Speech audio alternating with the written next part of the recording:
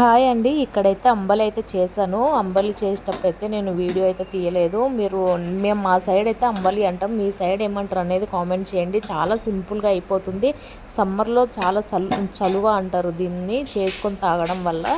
ఇది ఎలా చేసుకోవాలనేది ప్రాసెస్ అయితే చెప్తాను చూడండి.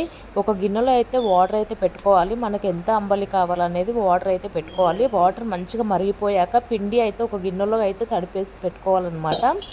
అట్లా జారుడు లాగా తడిపేసి పెట్టుకొని ఇంకా వాటర్ మరిగాక ఆ పిండిని అయితే గిన్నెలో వేస్తూ కలుపుకోవాలి. ఒక పొంగు వచ్చేదాకా అయితే పెట్టుకోవాలన్నమాట స్టవ్ మీద.